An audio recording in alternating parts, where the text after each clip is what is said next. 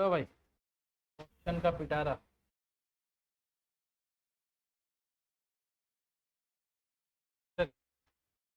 Start कीजिए।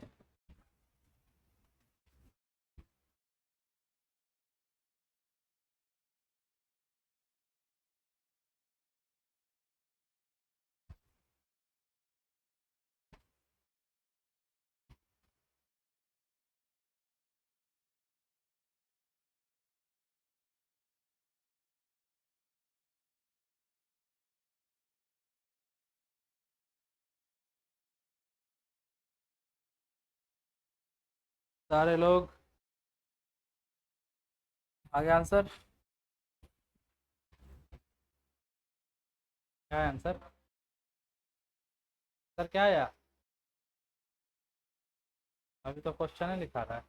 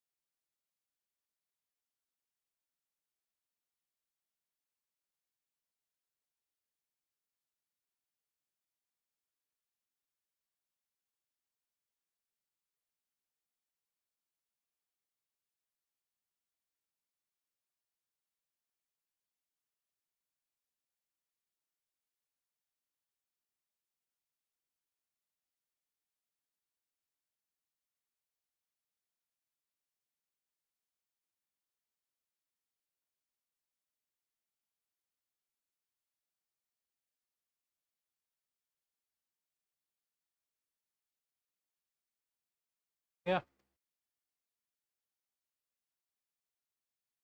Normal reaction? ऊपर ऊपर थोड़ी पूछे, नॉर्मल रिएक्शन का वैल्यू बताओ कितना होगा नॉर्मल रिएक्शन।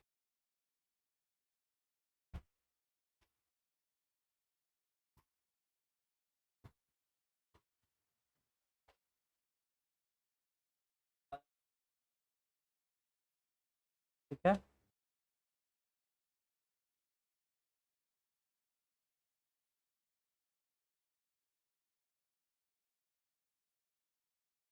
जी इंटू इंटू ही। ही कहाँ से आएगा? चलिए ध्यान दीजिए। सबसे पहला काम यही होता है कि पहले देखना है कि फोर्स कौन कौन सा लग रहा है। एक फोर्स तो सामने से दिख रहा है। अब ये दोनों मास एक दूसरे के क्या है, कांटेक्ट में है ना। कांटेक्ट में आते कौन सा फोर्स लगता है? फ्रिक्शन। कोई दो बॉडी कांटेक्ट में होता है तो कौन सा फोर्स लगता है?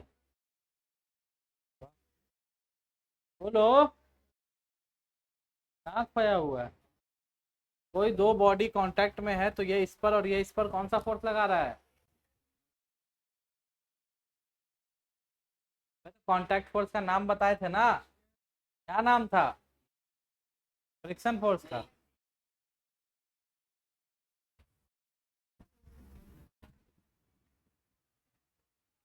आइए, इसके ऊपर नॉर्मल रिएक्शन लगाएगा, इसके ऊपर नॉर्मल रिएक्शन लगाएगा। पढ़ना है मेरे से तो पढ़ के आया करो, अदरवाइज हम नहीं पढ़ाएंगे ऐसे। पढ़ाया नहीं ये सब बात? नहीं पढ़ाए हुए हैं? बताए हैं कि जहां पर भी कांटेक्ट होगा वहां पर नॉर्मल रिएक्शन लगेगा। हमेशा तुम लोग यहाँ ऊपर नॉर्मल रिएक्शन पट से लगा दोगे और नीचे लगा दोगे mg। हम ऐसा कुछ पढ़ाए हैं क्या कॉन्सेप्ट? हम तो हमेशा बोले हैं कि जहां पर भी दो बॉडी कांटेक्ट में होगा वहां पर कौन सा फोर्स लगेगा? और नीचे दोनों पे क्या लग रहा है? Normal reaction. ये वाला नॉर्मल रिएक्शन और ये वाला सेम होगा या अलग अलग होगा? सोच करके बताओ। ये इस पर लगाने वाला नॉर्मल रिएक्शन और इन दोनों के बीच का नॉर्मल रिएक्शन सेम होगा या अलग अलग होगा? अलग अलग होगा। ये दो बॉडी एक मास m1 m2 के बीच का नॉर्मल रिएक्शन है, ये अलग अलग है। तो इसको मैं n1 बोल दूं तो n1 बराबर क्या बोल सकते हैं? कोई दिक्कत है? दूसरा, अगर m1 पर मैं बात करूं, सिर्फ m1 पर, तो कौन कौन सा फोर्स लग रहा है m1 पर? सिर्फ M1 को एक डॉट से बनाए, इधर से क्या लग रहा है F, इस साइड से। अब इसके ऊपर कौन सा फोर्स है, फ्री बॉडी डायग्राम में कौन सा फोर्स दिखाते हैं, जो उसके ऊपर लग रहा होता है, जो उसके द्वारा लग रहा होता है उसको, इसके ऊपर लगने वाला कौन सा फोर्स है N, और N किस डायरेक्शन में है, डायरेक्शन, आया ना। तो अगर मैं M1 के लिए क्या मैं बोल सकता हूँ, F minus N is equal to M1 into A. बोलो, M पे लगने वाला टोटल फोर्स किसके बराबर होता है, MA के बराबर होता है ना। M कितना है M1, और A क्या है, इधर ही जाएगा ना, इधर तो जाएगा नहीं। और क्या M2 की अगर बात करें, M2 पर लगने वाला फोर्स कौन कौन सा है, बता जल्दी। एक तो साफ साफ दिख रहा है, कौन लग रहा है, और भी कोई फोर्स लग रहा है क्या,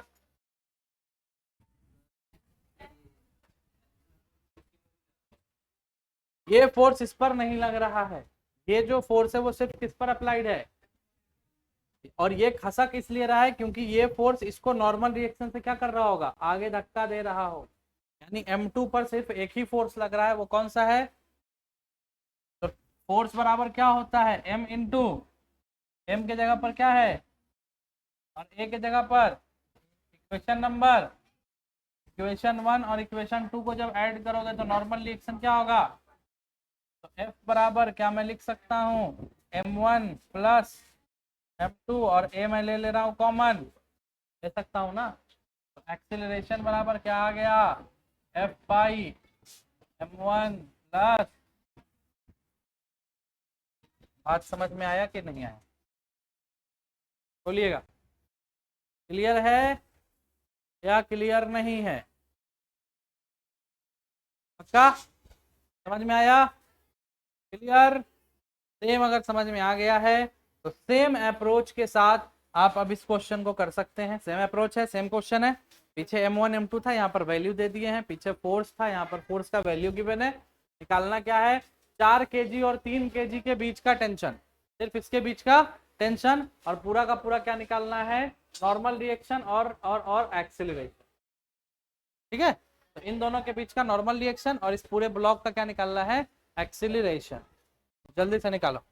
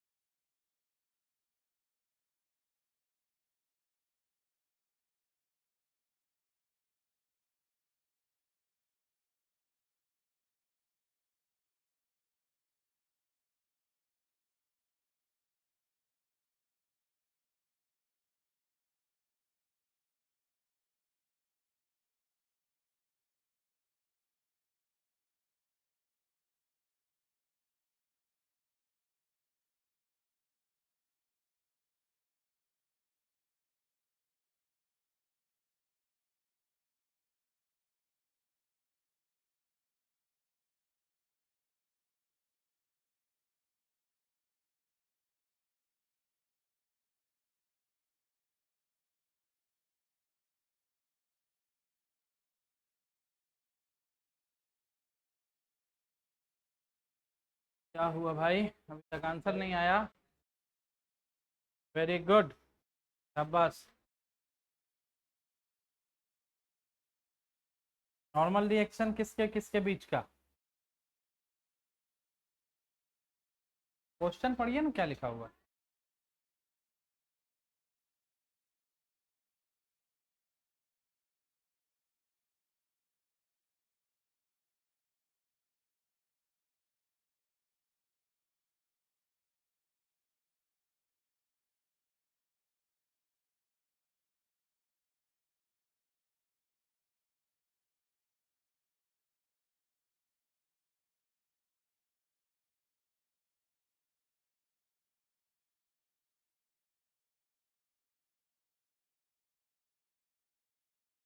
भाई तुम लोग से नहीं बन रहा है क्या? आ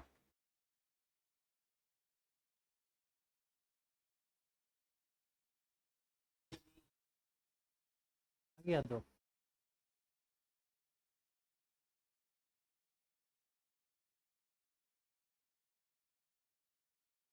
3 kg 4 पर जितना लगाएगा उतना ही 4 kg 3 पर लगाएगा। हाँ या ना? दोनों तरफ से 4 kg जो 3 पर लगाएगा, 3 जो 4 पर लगाएगा, दोनों तो बराबर ही होगा, वही निकालना है।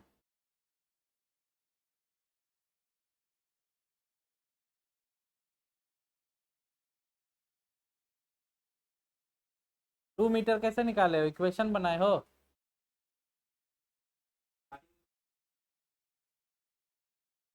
इक्वेशन बना करके ना, N2 बराबर क्या इक्वेशन बनाए हो? नॉर्मल रिएक्शन बराबर क्या इक्वेशन बनाए हो? डायरेक्ट फार्मूला पे डाल दिया है। यही तो चीज है, फार्मूला तो प्रूफ हुआ ना, उससे तो तुम्हारा डायरेक्ट एक्सेलरेशन निकला, नॉर्मल रिएक्शन नहीं निकलेगा फार्मूला से। सोचो निकाल करके दिखाओ कोई फार्मूला नॉर्मल रिएक्शन का हो तो। पॉसिबल ही नहीं है। एक बार उस अप्रोच को लीजिए जो अप्रोच से हम प्रूफ किए हैं। फ्री बॉडी डायग्राम सबका अलग अलग बनाओ और उस पर इक्वेशन लिखो, फिर इक्वेशन को ट्रीट करो। ठीक है, तुम्हारा हाथ हटाओ घड़ी, दिखाओ जरा अपना अप्रोच क्या बनाई। वेरी गुड, एक तो सही है, 18 minus 10 is equal to 2a। Good, पूरा बना रही हो।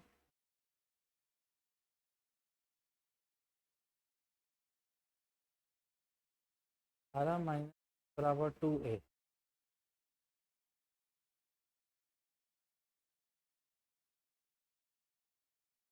कैसे हो, ये कौन सा मैथ लगा दी भाई?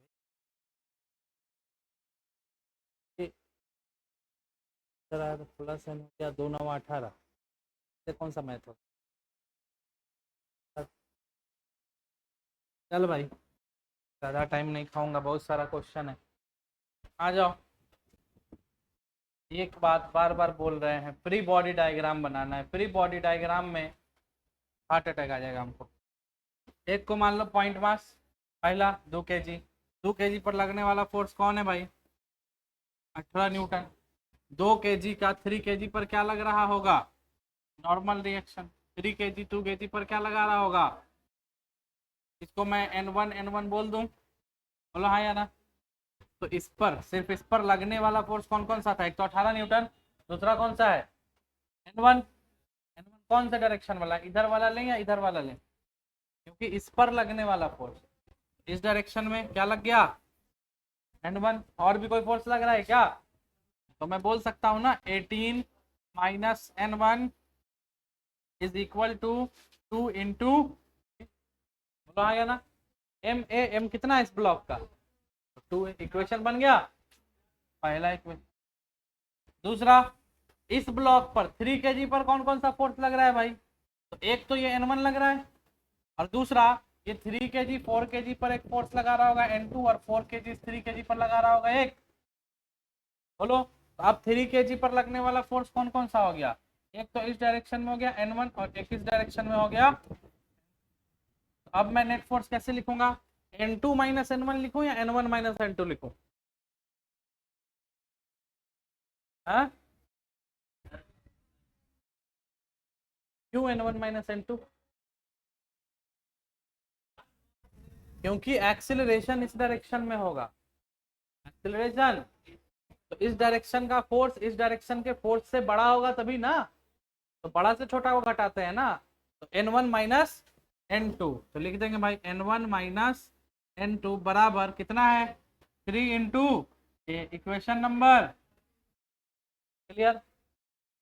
तीसरा, अब 4 kg पर चलते हैं। 4 kg पर कौन कौन सा फोर्स लग रहा है फ्री बॉडी डायग्राम में, तो सिर्फ एक ही फोर्स लग रहा है आई थिंक, और कोई लग रहा है क्या, तो लिख सकते हैं ना n2 is equal to 4 into equation number, देखो बड़ा ध्यान से, सबको जोड़ोगे तो n1 से n1 n2 से n2, तो 18 बराबर कितना आ जाएगा 4 3 9 a बराबर कितना आ गया 18/9, 9 2 जा, एक्सेलरेशन कितना आ गया, पल्ले पड़ा। अब इसको आप ट्रिक से भी कर सकते थे, जो पिछला क्वेश्चन था उसमें डायरेक्ट हम फॉर्मूला प्रूफ कर देते हैं, एक्सेलरेशन के लिए जितना फोर्स लग रहा है और जितना मास है सबको जोड़ दो। तो ऐसे भी अगर तुम करते हो तो यहाँ पर अगर शॉर्ट ट्रिक से चलोगे तो एक्सेलरेशन बराबर फोर्स कितना लग रहा है 18, और सारे मास को जोड़ दो, 2 3 5 4 9, 1 मिनट में खटाक से आंसर आ गया कितना 2 मीटर पर सेकेंड। पर इस क्वेश्चन में कुछ और भी पूछा है, क्या पूछा है, कहाँ का 3 kg और 4 kg, 3 kg 4 kg के बीच में कितना नॉर्मल रिएक्शन है n2 है ना, तो n2 का इक्वेशन तो इस ट्रिक से पता चलने वाला था क्या, ट्रिक से n2 निकल जाएगा कभी नहीं, तो इसके लिए तो इक्वेशन लिखना पड़ेगा ना। देखो n2 का इक्वेशन हम बना के रखे, n2 बराबर, तो n2 इज इक्वल टू हमको निकालना है 4 और a हमने कितना निकाला है, कितना आ गया 8, क्या समझ में आया, नहीं आया, तो समझ में आ ही जाता है, हम समझाते हैं तो खुद से नहीं बनता, सिर्फ एक्सेलरेशन निकल जाएगा, और नॉर्मल रिएक्शन कहीं पर टेंशन निकालना होगा, उन सब के लिए आपको इक्वेशन लिखना पड़ेगा, और इक्वेशन लिखना इज द बेस्ट मेथड, ठीक है ना। ट्रिक में हो सकता है कुछ गलती हो जाए, पर इक्वेशन में कभी कोई गलती होने का संभावना ही 0 है, कोई संभावना नहीं। समझ में आ गया ना ये क्वेश्चन, पक्का से क्लियर है।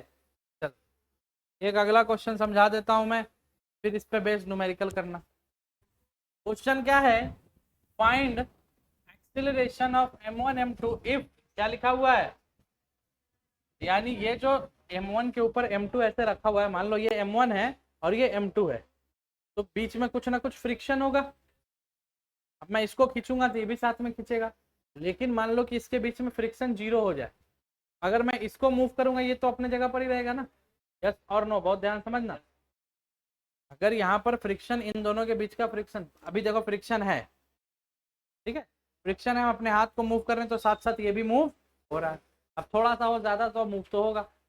अब अगर इसके बीच का फ्रिक्शन ही खत्म हो जाए, एकदम चिकना हो जाए, या तुम ऐसे समझो दो बर्फ की सिल्ली, बर्फ का सिल्ला देखे हो ना, एक बर्फ के सिल्ली के ऊपर दूसरा बर्फ का सिल्ली रख दो और एक बर्फ को खींचो, दूसरा बर्फ कभी भी उसके साथ में खींचने वाला नहीं, कभी नहीं खींचेगा। हम अभी 2 दिन पहले प्रैक्टिकल करके आ रहे हैं, शादी में बर्फ का बहुत जरूरत होता है ना, मालूम है ना, गाँव वगैरह के शादी में फ्रिज तो होता नहीं है, तो आया था बहुत सारा बर्फ का सिल्ली, 2 बर्फ का सिल्ली था, हम सोचे पकड़ के खींच लेंगे दोनों को एक साथ, एक को खींचे और एक वहीं पे गिर गया, तब से टूट गया, फिर डांट सुने, फिर समझ में आया कि भाई फ्रिक्शन क्या है उसके बीच का, अगर फ्रिक्शन नहीं है तो जिस पर फोर्स लगाओगे सिर्फ वही मूव करेगा, जिस पर नहीं लगाओगे वो वहीं का वहीं रहेगा। बात समझ में आया। तो यहाँ पर अगर कहीं पर भी किसी भी क्वेश्चन में बोल दे कि सरफेस कैसा है, स्मूथ है, तो आपको हमेशा ध्यान रखना है कि इस m1 पर ही ये फोर्स लग रहा है। अब m1 पर अगर मैं फ्री बॉडी डायग्राम बनाऊं तो m1 पर लगने वाला एक फोर्स क्या है, और कोई फोर्स नहीं, नीचे भी तो लग रहा होगा ना, और ये m1 m2 पर क्या लगा रहा होगा नॉर्मल, ये m2 इस पर क्या लगा रहा होगा, आया ना। अब फ्री बॉडी डायग्राम क्या बोलता है कि जिस बॉडी का आप डायग्राम बना रहे हैं उस बॉडी पर लगने वाला फोर्स बताइए, तो इस बॉडी पर कौन कौन सा फोर्स लग रहा है, एक तो F लग रहा है, दूसरा mg लग रहा है, तो एक F, दूसरा नीचे क्या लग रहा है mg फोर्स। क्लियर है अच्छे से। अच्छा, और अगर m2 का डायग्राम बनाने बोले, m2 का फ्री बॉडी डायग्राम बनाने बोले तो क्या m1 m2 पर ये फोर्स का कोई काम है, कोई काम, तो M2 पर सीधे एक नीचे क्या लग रहा होगा, mg, और ऊपर क्या लग रहा होगा, तो ऊपर नॉर्मल रिएक्शन और नीचे।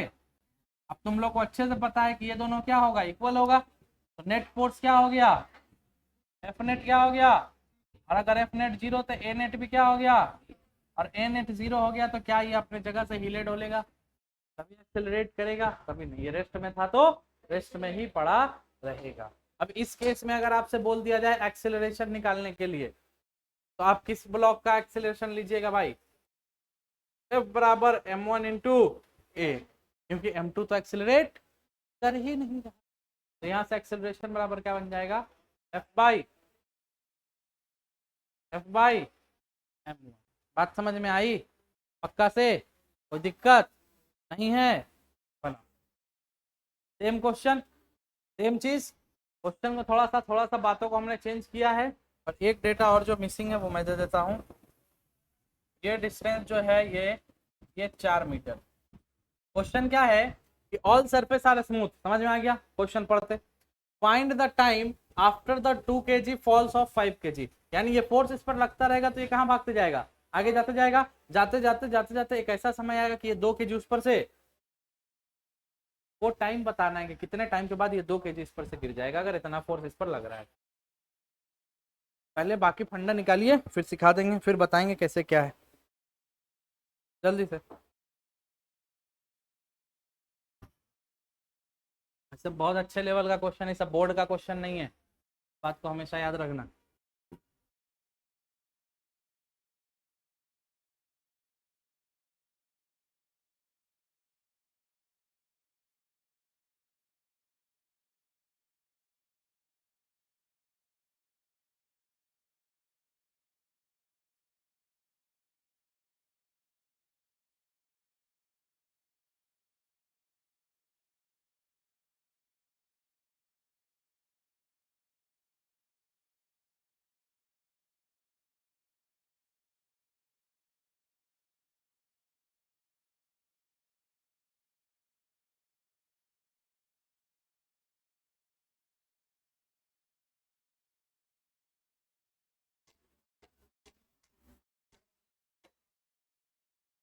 हाँ,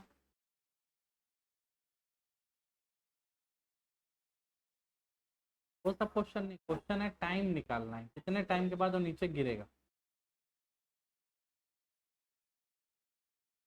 सब ठीक है तुम्हारा, A2 भी ठीक है, A1 भी ठीक है, सवाल में थोड़ा सा ठीक है भाई, वो तो निकालना ही नहीं है, टाइम निकालने का। ऐसे नॉर्मली ऑब्जर्व भी करोगे तो दिख जाएगा बाकी।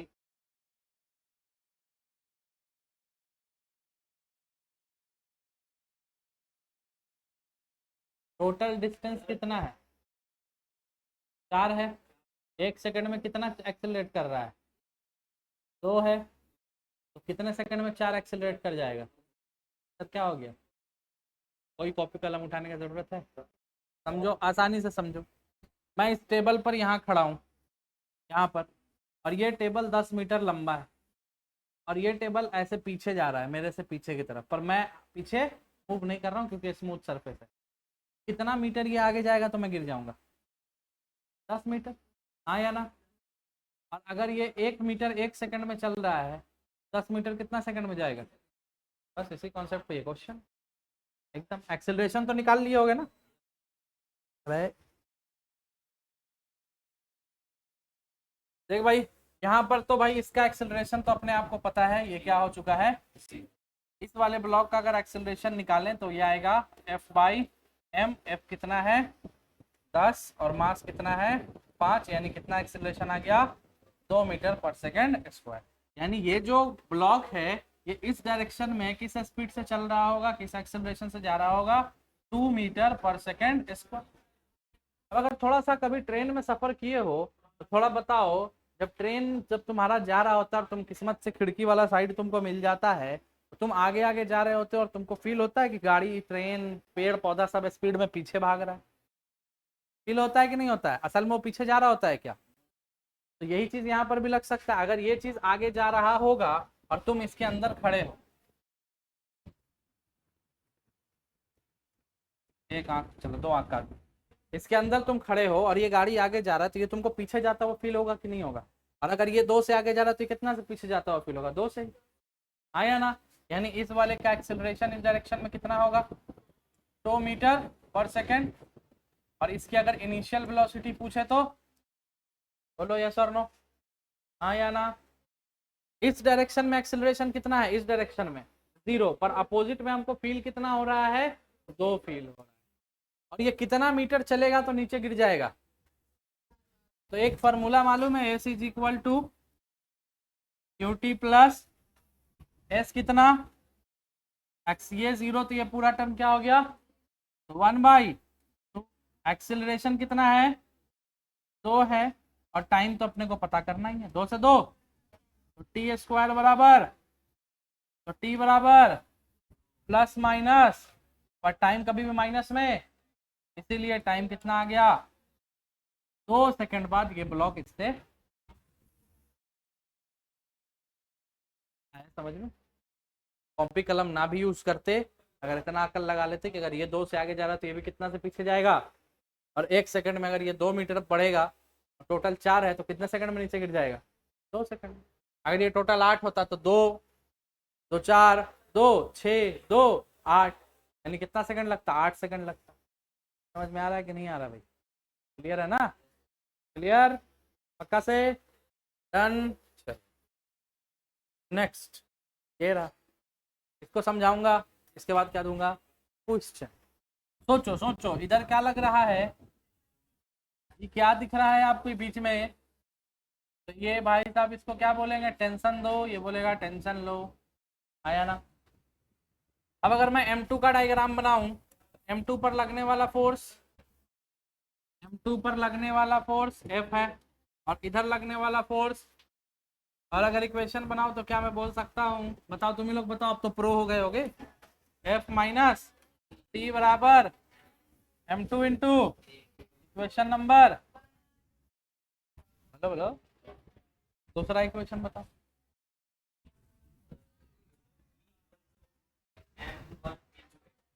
T is equal to M1 into, इन दोनों को क्या कर दो? जोड़ दो, T से T भर गया, F बराबर M1 प्लस M2 इंटू, तो A बराबर क्या मिल गया? फिर से यहाँ पर एक्सेलरेशन का पिछले की तरह ये क्या आ गया? आपके पास ट्रिक आ चुका है। पर अगर एक्सेलरेशन पूछेगा तब तो कट से निकाल लोगे, लेकिन अगर क्वेश्चन में गलती से बोल दिया फाइंड द टेंशन, तो फिर क्या करना पड़ेगा? इक्वेशन तो लिखना पड़ेगा। और इक्वेशन कैसे लिखते हैं समझ में आया ना? कोई दिक्कत है क्या? तो फिर बना के दिखा दो ना। ये रहा क्वेश्चन। इसको चीटिंग मत कहना कि 2 ब्लॉक पढ़ा के 3 ब्लॉक दे दिए हैं, है ना? कम्मा वही होगा, काम वही लगेगा नहीं। और हमेशा याद रखना है, रस्सी बदला तो टेंशन भी बदल जाए।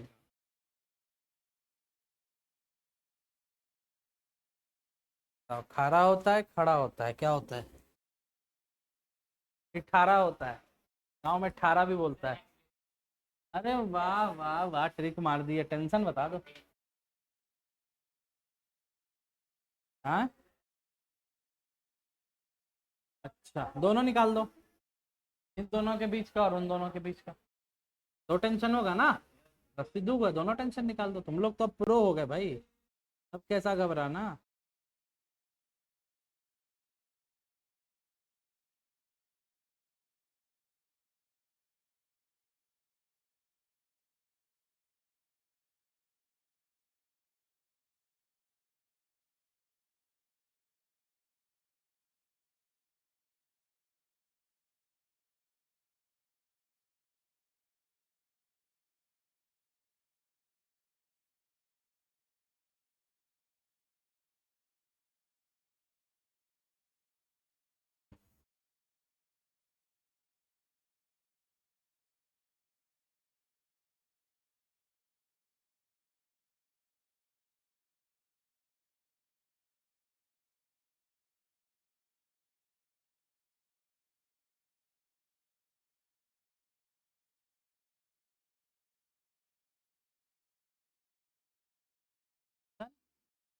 पॉसिबल ही नहीं है।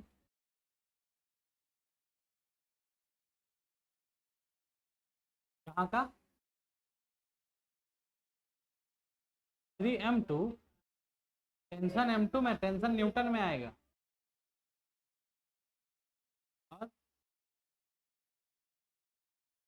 और और पता नहीं, अब तो बनाएंगे तब ना, आंसर मेरे पास थोड़ी है।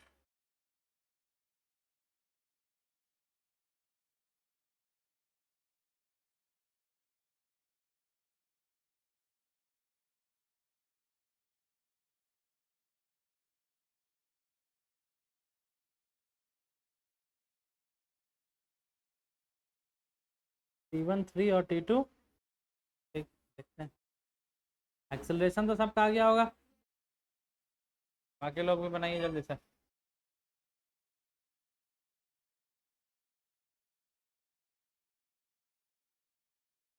अभी भी मौका है, आर्ट्स ले सकते हो, है ना?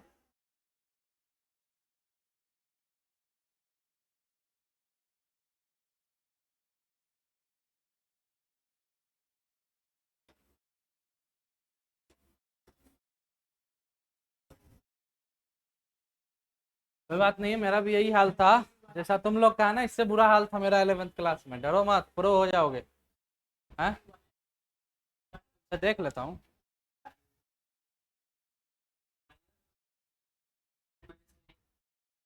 अच्छा कोई बात नहीं, परेशान मत हो लल्ला, देखो समझा देते हैं। इक्वेशन लिखना पहले आने का आपको है। चलिए इधर ही से शुरू करते हैं। 2 kg, इधर टेंशन लग रहा होगा, T1 मान लेते हैं, इधर टेंशन लग रहा होगा, इधर टेंशन लग रहा होगा, T2 इधर टेंशन लग रहा होगा, इधर क्या लग रहा है? एक फोर्स। 2 kg पे लगने वाला सिर्फ एक ही फोर्स है, वो कौन है? T1। क्या मैं बोल सकता हूँ T1 बराबर 2 × A? बनाए हो कि नहीं बनाए? 1 kg पर लगने वाला फोर्स एक तो T2 है, दूसरा T1 है। T2 इधर से है, T1 इधर से, पर एक्सेलरेशन तो इधर ही होगा, तो क्या लिखेंगे? T1 माइनस T2 बराबर बराबर 1 × इक्वेशन नंबर 2। अच्छा तीसरा क्या लिखेंगे? F minus T2 is equal to 3 × equation number 3। यहाँ पर मिस्टेक हुआ है, यहाँ पर कहाँ का? यहाँ पर चेक कर लेता हूँ अभी। इन सबको अगर जोड़ दिया जाए तो क्या होगा? T1 के घर जाएगा, T2 3 1 4 2 1 3 3 6, और फोर्स भी कितने का है? तो 6 बराबर 6A, यानी A is equal to 1 metre per second. अब सवाल है कि एक बार आपको T1 निकालना है और एक बार आपको, तो भाई कोई दिक्कत नहीं है। T1 बराबर हमने इक्वेशन लिख रखा है 2A, यानी T1 आ गया हमारा कितना? 2 न्यूटन। और T2 निकालना है तो T2 माइनस T1 बराबर 1 × A है, तो T2 इज इक्वल टू क्या हो जाएगा? 1 × 1, और ये इधर आ जाएगा प्लस में कितना? 2, तो T2 बराबर कितना हो गया? 3 आ गया था। अब तुम लोग क्या हो गए? प्रो हो गए, प्रो। क्या हुआ मुन्ना मुन्नी, तुम्हारा शॉर्ट सर्किट हो गया क्या? है? नहीं आया समझ में? देखिए भाई, पढ़ाई बहुत टफ है, बार बार बताए हैं। क्लास में अगर चीज़ें समझ में नहीं आएंगी तो उसको जा कर के रिवाइज करना घर पर। अभी से ढील देना शुरू करोगे, ढीला जाएगा। समझ में आ रहा है? रिवीजन करो, डाउट होता है अगले दिन पूछ लो नेक्स्ट क्लास में। देख लो, समझ लो, इसका नहीं आया है छाप लो, छाप ही रहा है। टाइम आज भी भाग गया कि टाइम रुका हुआ है? अच्छा अच्छा, अभी है, आधा घंटा है, सही। चलो चलो, अगला क्वेश्चन भी तुम लोग बना लोगे मेरा दिल कहता है। एकदम आसान है, सेम पैटर्न पर है, बस थोड़ा सा अब ट्रिक व्रिक नहीं लग पाएगा, क्योंकि अब फोर्स एक एंगल पर आ चुका है। और एंगल फिजिक्स में क्यों देता है? ताकि आपसे क्या करवा सके? साइन थीटा, और तो बस इतना तो पढ़ ही लिए हो, कर लो यार। चलो इसका भी बना करके बता दो मुझे, टेंशन और एक्सेलरेशन।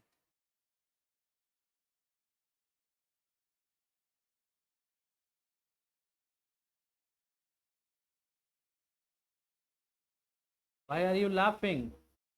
बन गया क्या ट्रिक से? चलो फिर ट्रिक नहीं लगेगा तो फिर बनाओ जो लगेगा।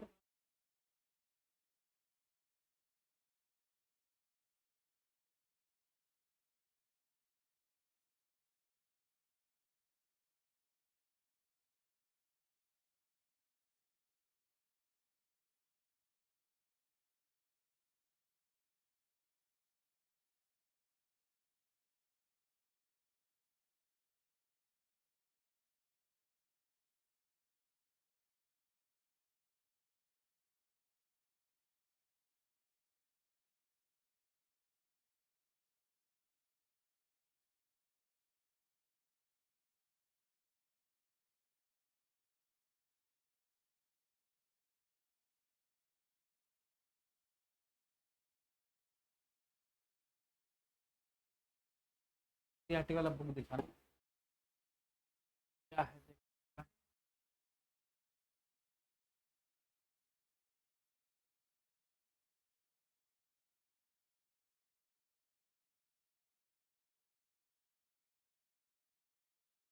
ये क्या है बे? पास वास है क्या? टिकट?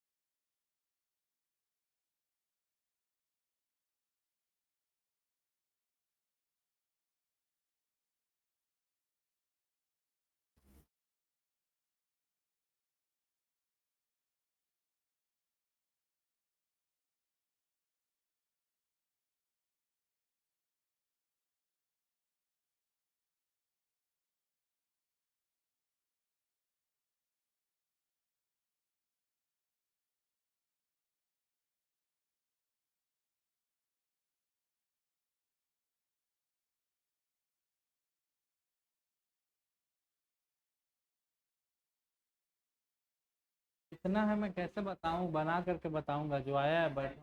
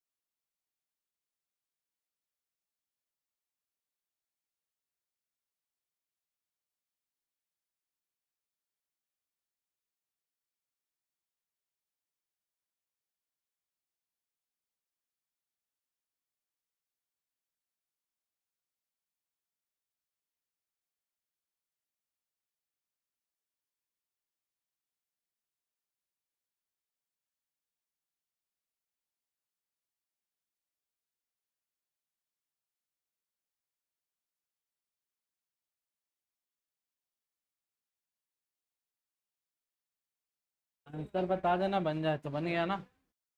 आओ आंसर मिला लो। सबसे पहले तो अपने को दिखना चाहिए कि इसका एक कंपोनेंट जाएगा 30 cos 60 डिग्री, और एक इधर जाएगा 30 साइन, बहस खत्म। इस पर लगने वाला नीचे फोर्स होगा mg, ऊपर लगने वाला फोर्स होगा नॉर्मल रिएक्शन। इसका एफबीडी अगर, अच्छा इधर लगेगा टेंशन, इधर भी लगेगा। इस पर लगने वाला एफबीडी बनाए तो इस डायरेक्शन में क्या लग रहा है 30 30 cos 60 डिग्री। अगर इस डायरेक्शन में देखें तो क्या लग रहा है, टेंशन लग रहा है। नीचे के डायरेक्शन में देखें तो क्या लग रहा है 7 इंटू जी, और ऊपर के डायरेक्शन में देखें तो क्या लग रहा है नॉर्मल। इस 8 kg के लिए फ्री डायग्राम बनाए तो क्या बनेगा, अच्छा इधर एक और भी है ना, एन के साथ एक और क्या है 30 साइन 30, सॉरी यहाँ से इधर देखें तो 8 kg पर क्या है, सिर्फ और सिर्फ टेंशन। और भी कुछ है नीचे की तरफ, ऊपर की तरफ, ऊपर की तरफ और नीचे है mg, ऊपर है और ये दोनों एक दूसरे को, ये दोनों एक दूसरे को, तो क्या यहाँ पर मैं इक्वेशन बना सकता हूँ 30 cos 60 माइनस टी बराबर 7a।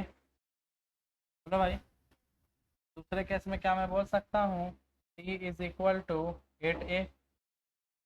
टी कर गया 8 7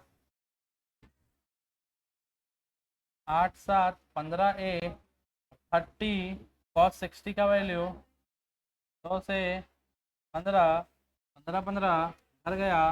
acceleration is coming out 1 metre per second. किसका किसका आया था पक्का, बिना चीटिंग के सही में? क्या बात, अपने लिए एक बार ताली बजा लो धीरे धीरे बिना आवाज के। हाँ वेरी गुड, बहुत अच्छी बात। चलिए क्वेश्चन कर लिए तो बहुत अच्छी बात है।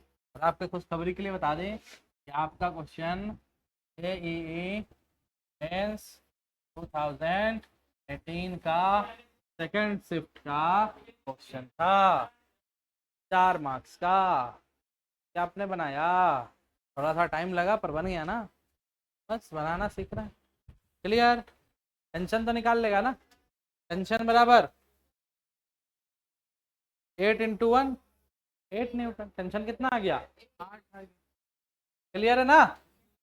चल भाई नेक्स्ट क्वेश्चन, पुली बेस्ड पुली प्रॉब्लम। कौन सा प्रॉब्लम, देखो तीनों चीज सिखाया हूं मैं तुमको। सबसे पहले 2 मास ऐसे ऐसे था सामने सामने, उसके बाद एक के ऊपर एक को डाल दिए, उसके बाद बीच में रस्सी जोड़ दिए, फिर उसके बाद रस्सी को पुली से जोड़ दी। इसके अलावा और कोई केस फिजिक्स में नहीं बना। ठीक, पुली प्रॉब्लम है। चलिए एकदम बहुत हलवा क्वेश्चन, सिंपल। बस बताओ कौन कौन सा फोर्स लग रहा है, नीचे कौन बुला रहा है इसको, और ऊपर कौन बुला रहा है, इधर कौन बुला रहा है M2G बोलो इसको, और इसको और इसको सेम या बदल जाएगा। वाह, इक्वेशन लिखने आता है ना, कैसे लिखोगे देख भाई, बड़े ध्यान से देखो। ये वाला पार्ट नीचे जा रहा है और ये वाला पार्ट, यानी एक्सेलरेशन का डायरेक्शन क्या है डाउनवर्ड, बोला है यारा। और इसमें टेंशन इसको कहाँ लेकर के जा रहा है बताओ, टेंशन बड़ा होगा या M2G, टेंशन बड़ा होगा ना, तो बड़ा से छोटा को माइनस करते हैं। तो क्या मैं पहला इक्वेशन बना दूं T माइनस M2G बराबर M2 इंटू, बनेगा ना। और दूसरा इक्वेशन क्या मैं बोल दूं M1G माइनस टी बराबर M1 into, question number T से टी हर गया, जी कॉमन लिए क्या हो गया M1 माइनस M2 बोल सकता हूँ ना। और इन दोनों को जोड़ो तो A बराबर M1 प्लस M2। हमको तो एक्सेलरेशन चाहिए ना, तो एक्सेलरेशन बराबर M1 minus M2 upon M1 plus M2 into में व्हाट इज जी ही इज 9.8 मीटर पर सेकेंड। सारा खेल इक्वेशन बनाने में। और इक्वेशन कब बनेगा? जब तुमको पता लग जाएगा किधर टेंशन है, किधर एक्सेलरेशन है, किधर फोर्स है, किधर क्या है, किधर क्या है। क्लियर? अच्छे से आ गया समझ में? पक्का पक्का पक्का। बना दो।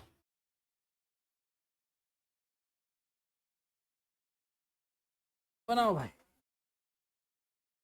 थोड़ा थोड़ा कॉन्फिडेंस आ रहा है कि नहीं आ रहा है? आ रहा है ना? आ जाएगा।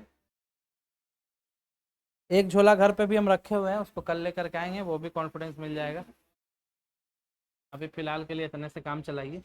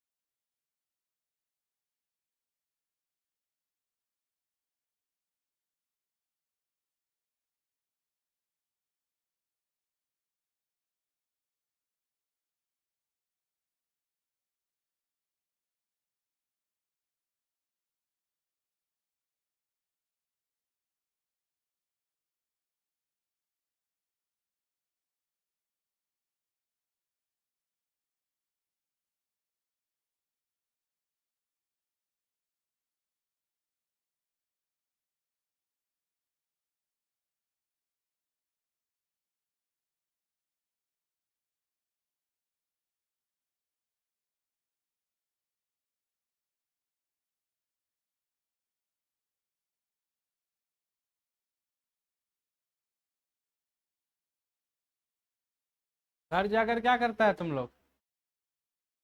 फिर जाएगा घर, खाना वाना खाएगा। कै बजे खाना खाता है? 10 बजे, 11 बजे? उसके बाद सुबह उठता है कै बजे?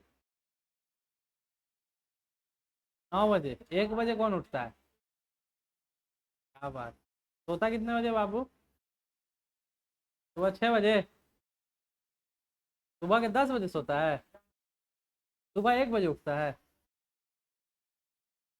ऐसे नॉर्मल बताओ। 6-7 बजे? और फिर उसके बाद क्या रूटीन फॉलो करते हो? लेटे लेटे रील चालू हो जाता होगा। पहले तो आंख खुलता होगा, फ्रेश होते होंगे, फिर जा करके बिस्तर पे लेटे, फिर दिमाग में आता है कि अरे यार रात भर सोए हुए थे, कहीं कोई कुछ भेजा तो नहीं है। पहले फोन चेक करो। फोन खोलते हैं, बहुत सारा दोस्त रील भेजे होता है, और एक दोस्त का रील देखते हैं और आदत से लाचार है ऊपर उठाने का। एक देखने के बाद स्क्रॉल करते हैं, फिर भूल जाते हैं कि बाकी का भी चेक करना है, रील में लग जाते हैं, फिर 10 मिनट बाद याद पड़ता है दूसरे का भी देखना है। यही होता है ना? ये सब करके 2-3 घंटा तो गया। फिर खाना खाए, नाश्ता किए, उसके बाद अच्छा, ये क्लास का टाइमिंग चेंज क्यों हुआ है? तुम लोग का स्कूल सुबह हो गया है क्या? स्कूल नहीं जाते हो क्या?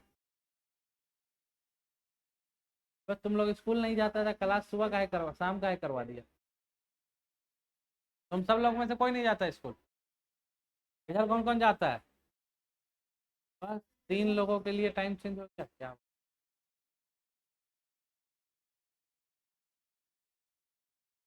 स्टार्ट नहीं हुआ बहुत लोगों का। स्कूल जाना अब कंपलसरी है ना?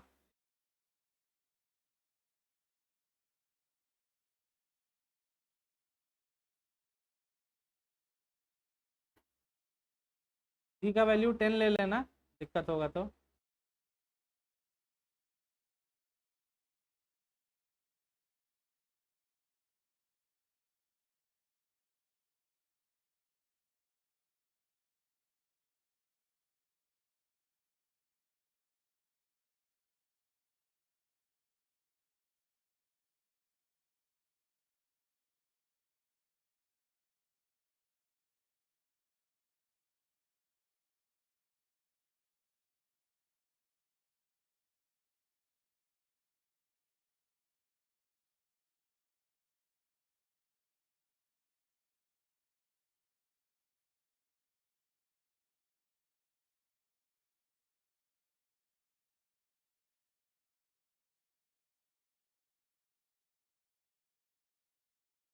चल भाई,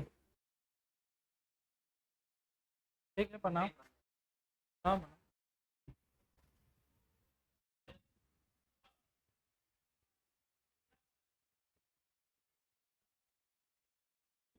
इसका नहीं बनना है भाई, इधर देखें नीचे क्या लग रहा होगा, 5 इंटू इधर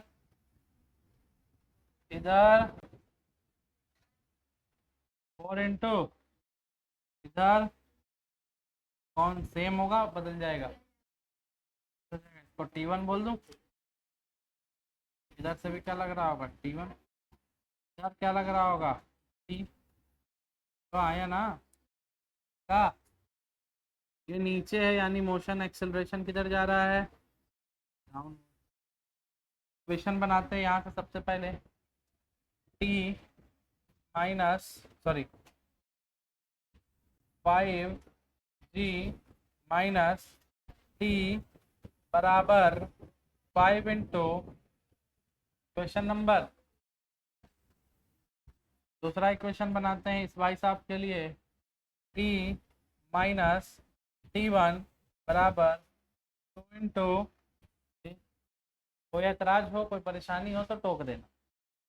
अगला लिख रहा हूँ मैं T1 बरा T1 माइनस 4G बराबर में 4 इंटू 8, बोलोगे इसी प्रकार का कोई तकलीफ, T से T घर गया, T से T मर गया, 5 में से 4 गया, कितना आ गया G आ गया, 5 और 2 4 इंटू, आपको क्या निकालना था, A बराबर क्या आ गया G/11 मीटर पर सेकेंड, बिल्कुल बिल्कुल अभी वहीं पे आ रहा है। अगर जी का वैल्यू कुछ नहीं दिया है तो 9.8 रखोगे, जैसा कि मैंने बोल दिया जी को कितना लेना है 10, तो एक्सेलरेशन कितना आ जाएगा 10/11 यानी 0.99 मीटर पर सेकंड स्क्वायर। इसमें और भी काम कर सकते हैं, टेंशन फाइंड आउट कर सकते हो बिल्कुल आसानी से, टी और T1 दोनों निकल जाए। तो टोटल कितना क्वेश्चन किया हम लोग 18, 9 concept 9 question, 9 concept 9 question. 9 concept बोलोगे क्या है, देखो भाई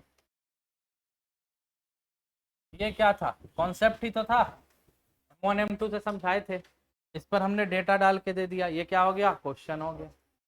फिर एक नए पैटर्न पे हमने दिया, ये कॉन्सेप्ट था और इस पर डेटा डाल दिए, क्या बन गया क्वेश्चन बन, ये कॉन्सेप्ट था ये क्वेश्चन था, ये कॉन्सेप्ट था सॉरी ये एक एक्स्ट्रा क्वेश्चन था, ये कॉन्सेप्ट था और ये, यानी टोटल आपने 9 और 9 18 और एक कम कर दो 17, टोटल कितना क्वेश्चन पढ़े हम लोग आज 17 क्वेश्चन को डील किए।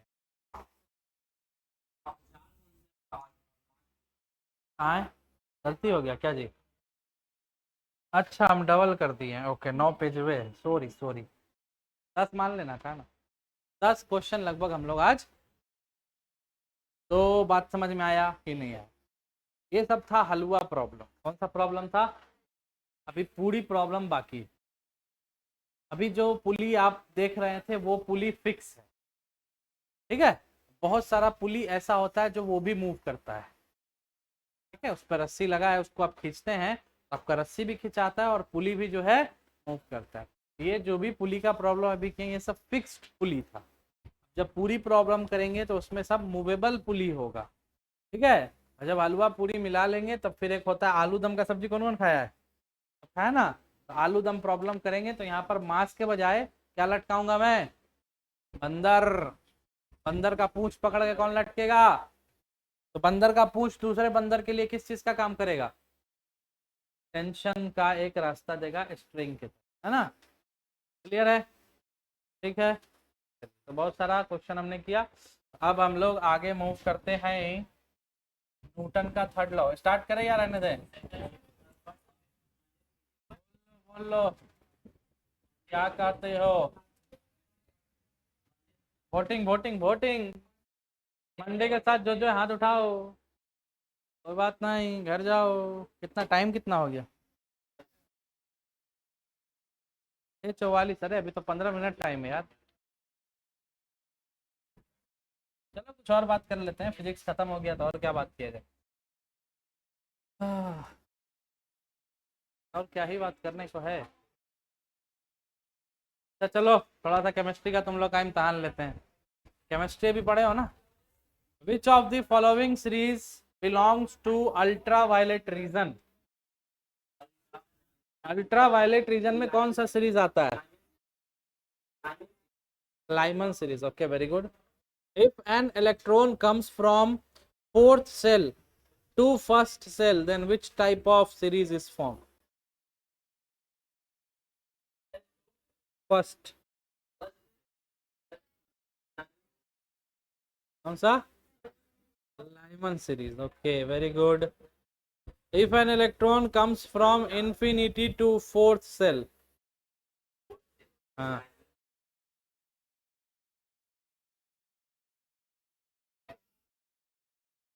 और अगर फिफ्थ सेल में आ जाए तो टोटल सीरीज कितने हैं?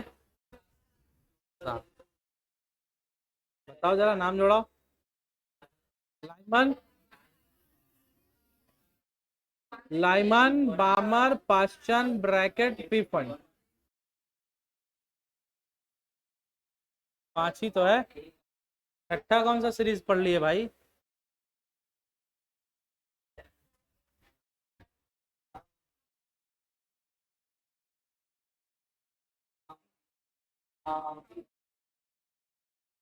आउट ऑफ सिलेबस, चलो ठीक है। अच्छा, और बताओ बोर्स मॉडल की गलती क्या है?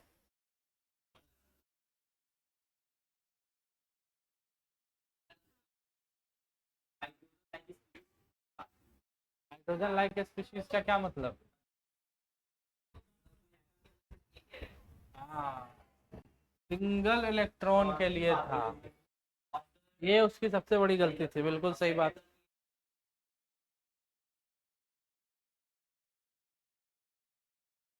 ठीक ठीक ठीक, सही जा रहे हो, सही जा रहे हो। अच्छा, रदरफोर्ड ने अल्फा स्कैटरिंग एक्सपेरिमेंट पढ़े? ने गोल्ड का यूज किया था। Y gold? गोल्ड ही क्यों?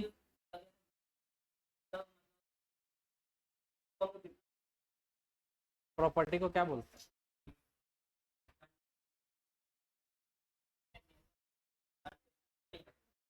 तन्यता।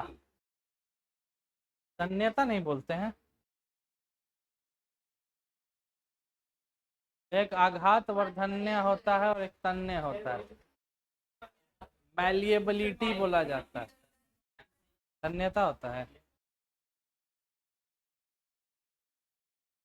ये केमिस्ट्री अच्छे से पढ़ रहे हो, बहुत अच्छी बात।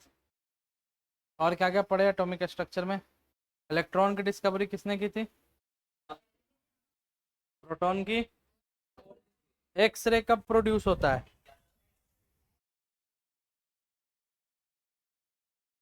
एक्सरे कैसे प्रोड्यूस होता है, कैसे एक्सरे बनता है?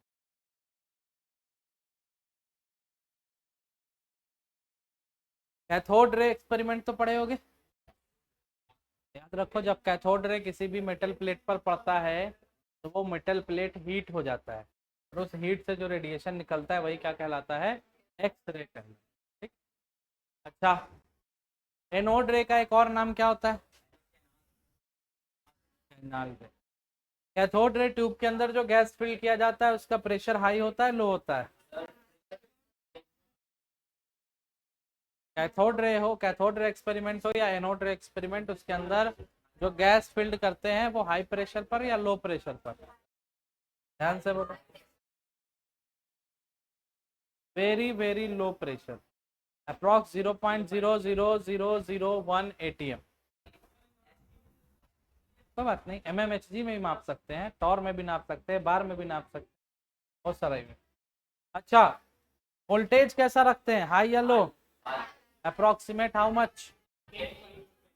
10 kV मतलब 10,000। कैथोड रे एक्सपेरिमेंट में जो गैस भरा जाता है, कैथोड रे एक्सपेरिमेंट में जो गैस फिल्ड किया जाता है, क्या उस गैस पर कोई कैथोड रे का पार्टिकल डिपेंड करता है या नहीं करता है? तो कैथोड रे निकल कहाँ से रहा है?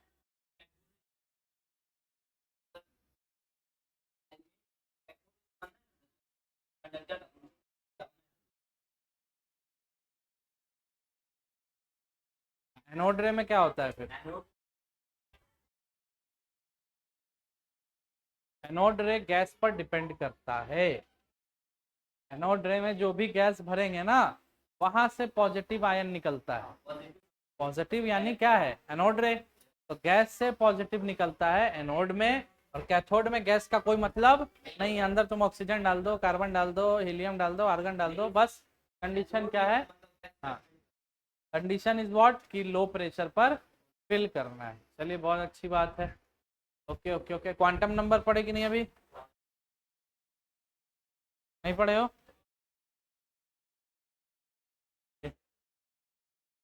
अच्छा, थोड़ा अपने सब्जेक्ट में आते हैं, देखते हैं इज्जत बचाए कि डूब गया। प्रोजेक्टाइल मोशन का टाइम ऑफ फ्लाइट का फॉर्मूला बताइएगा। Time of flight.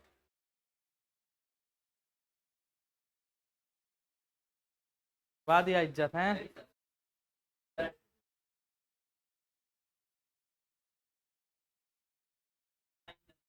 To you. अच्छा, कितने एंगल के लिए कोई भी दो प्रोजेक्टाइल का हॉरिजॉन्टल रेंज बराबर होता है?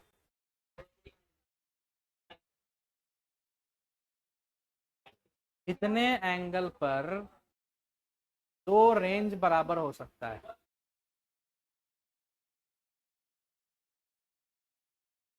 तब एक मैं मान लो 45 पर फेंकता हूँ, या एक मान लो 60 पर फेंकता हूँ, तो दूसरा किस एंगल पर फेंकूंगी? जितना दूर 60 जाकर गिरा है, उतना ही दूर ये वाला भी जाकर।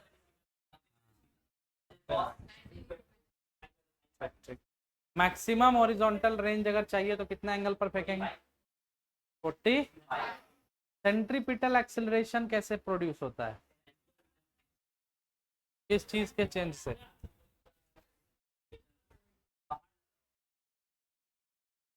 Centripetal acceleration.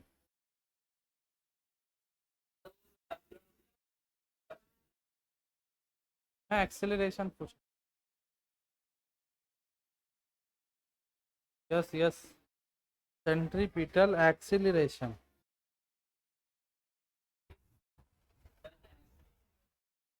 डायरेक्शन क्या?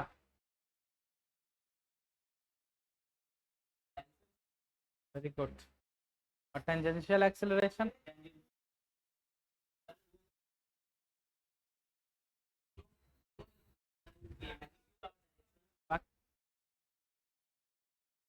टेंजेंशियल किस पे डिपेंड कर? टेंजेंशियल बनता था सिर्फ मैग्नीट्यूड के चेंज होने। नेट एक्सेलरेशन दोनों से इफेक्ट होता।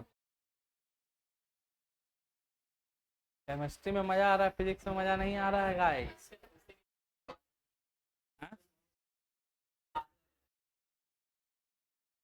क्वेश्चन नहीं बनता है, केमिस्ट्री में क्वेश्चन बन जाता है।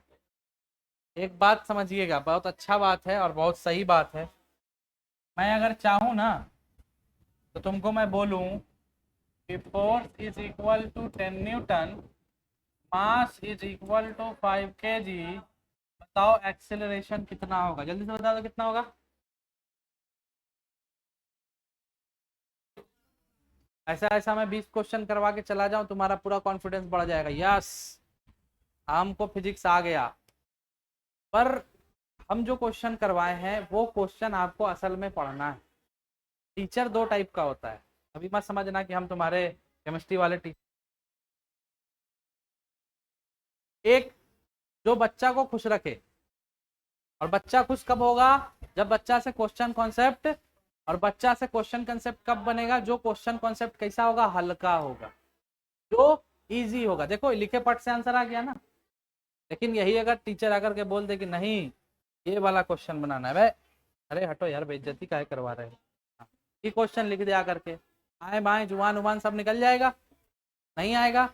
लेकिन जब सीखे तो ये क्वेश्चन भी बनाना। तो जब तक हम तुमको दिखाएंगे नहीं कि दुनिया में ये सब भी है, तब तक तुमको पता चलेगा। तुम तो मेरे ऊपर डिपेंड हो ना। मैं चाहूँ तो तुमको F बराबर ma पढ़ा के भी निकाल दूँ, और चाहूँ तो मैं अच्छा कॉन्सेप्ट भी डील करवा करके निकालूँ। तो फिजिक्स बहुत ही कंसेप्चुअल चीज़ है as compared to chemistry. Physics में आपका मैथ लग रहा है, फिजिक्स में इंग्लिश का कॉन्सेप्ट भी मालूम होना चाहिए कि कहाँ पर टू कहाँ पर फ्रॉम बोल रहा है, किसके बीच का टेंशन निकालना है ना। कॉन्सेप्ट चाहिए फिजिक्स का, वेक्टर का नॉलेज होना चाहिए, डिफरेंशिएशन इंटीग्रेशन मालूम होना चाहिए, थ्योरी मालूम होना चाहिए, न्यूमेरिकल का अप्रोच पता होना चाहिए, बहुत कुछ आने के बाद आप एक न्यूमेरिकल बना सकते हैं अच्छे लेवल।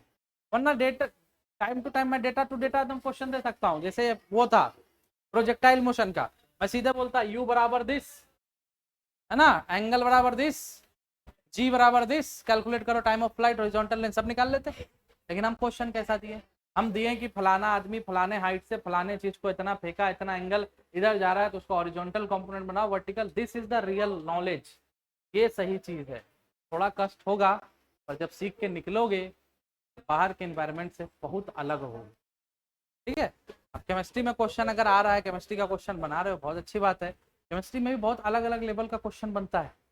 जैसे अभी हम तुमसे एकदम बेसिक बेसिक पूछे, इसीलिए हलवा हलवा चीज पूछे, तुम सब जवाब दिए, लेकिन जैसे एक कंसेप्चुअल पूछ दिए कि गैस पर डिपेंडेंसी दिखाता है कि नहीं दिखाता है, जुबान बाहर, ये कॉन्सेप्ट तो नहीं पता था। क्यों? क्योंकि आपको वो चीज दिखाया नहीं गया, क्योंकि वो आपके लेवल का है भी नहीं, ऑब्वियस सी बात है, वो एडवांस मेंस का बात है।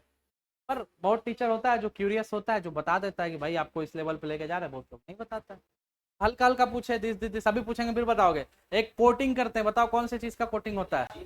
अरे वाह क्या बात है, आया ना। अब अगर पूछ ले कि भाई जिंक सल्फाइड, हाँ,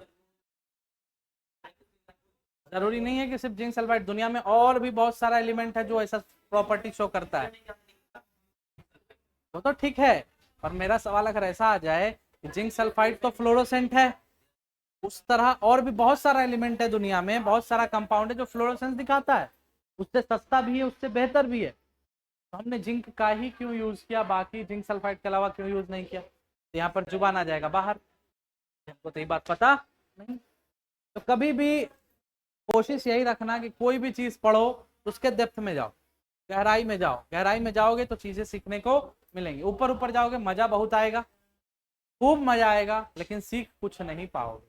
जैसे अभी तक तुम लोग के दिमाग में चल रहा हो, या कहीं भी जाओगे पढ़ने तो सर्कुलर मोशन का बात सिर्फ होगा सर्कल पे, सिर्फ सर्कल पे घुमाएगा।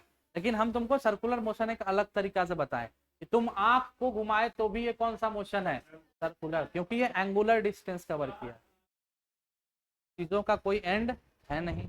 तो फिजिक्स कैसे आएगा? तो फिजिक्स ऐसे ही आएगा। काम अब हम वही करेंगे कि जो भी पीछे का पढ़ा दिए 10-15 मिनट क्लास में उसका क्वेश्चन आंसर करेंगे, तो रोज आप लोग उसको रिवाइज करके आइएगा, तो थ्योरी तो याद हो जाएगा।